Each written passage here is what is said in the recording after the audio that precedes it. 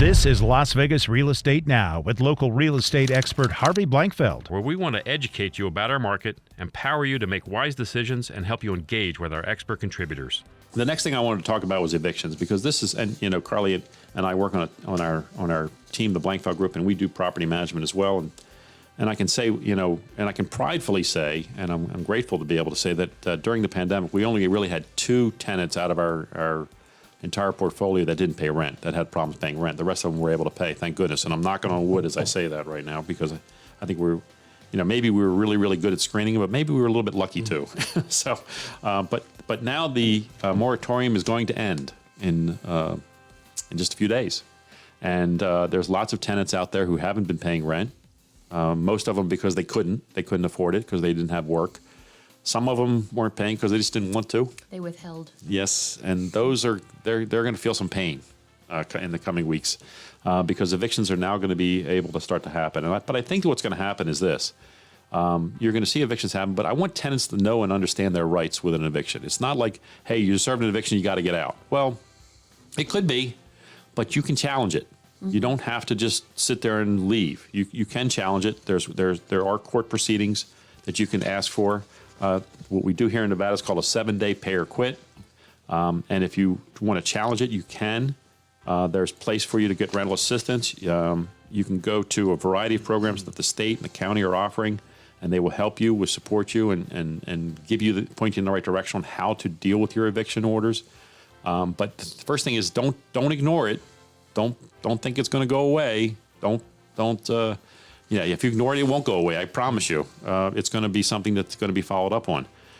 Know this, that the state and the county, there are programs to help renters. And so if you haven't looked into that, look into it right now. Don't wait till next week. Do it now. If you're in the process of trying to find something, perhaps there's money out there for you. And the state has been offering support. The county's been offering support. So please do that. Fortunately, like I said, we didn't have to deal with it too many times over the pandemic.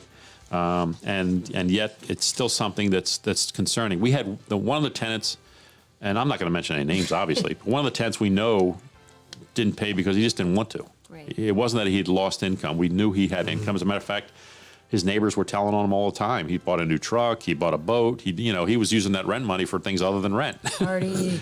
Yeah, so we knew that, and so the good news is that we were able to figure that out. And when threatening him with eviction, which we were able to do based on a variety of things, he came clean and paid and got caught up. He had to borrow money from his other stuff to do it, but he did it. So thank goodness he did that. Another tenant who says that she hasn't, been able to make her payments, we have to take her at her word. We don't know anything other than that. And as a landlord, I don't have a choice but to take her word, particularly under this moratorium order. But now we're getting to the point where we need to either get her to, start paying or we have to get, our landlord's suffering. That's the thing. People think landlords are just wealthy people who have all kinds of discretionary income. They don't. This particular landlord, as a matter of fact, counts on this money to pay his bills. A lot of landlords do. They really do. It's not, and they bear the brunt of this. The government said, hey, you can't evict that person, but they can stay there for free. Mm-hmm. They still owe you the money, but how are they going to pay it? That's the problem. With a mortgage, and we've talked about this before, with a mortgage, the lender can kind of move things back and say, okay, I'm going to take these payments you owe me for the last 9 months, and I'm just going to move on to the end of the loan. I'll still get paid. I'm kind of okay with that. I'm not being harmed. A lease is for 1 year. Yeah. Normally. And if you've missed half your payments or 9 of your payments, you can't make it up in that 3 months. There's no way. Well, like you said, a landlord can do that, but think of how much time and effort the landlord is having to do with their mortgage. Yeah. Calling them monthly. Mm-hmm. I'm sure they're getting harassment. They're getting this, and they're understanding, look, it's my tenant.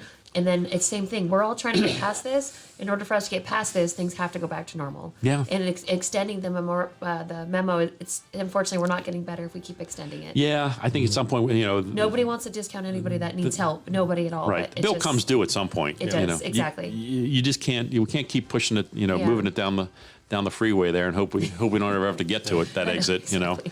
You've been listening to Las Vegas Real Estate Now. If you ever have a question about real estate or any of the other topics we cover, just call me off air or text me at 702-203-1165. You can also check us out on the web at lvrealestateradio.com or on our handle on social media at LV Real Estate Radio. We'll meet you on the radio next Saturday at 11 a.m. right here on the new 101.5 FM, 720 AM, KDWN, the Talk of Las Vegas.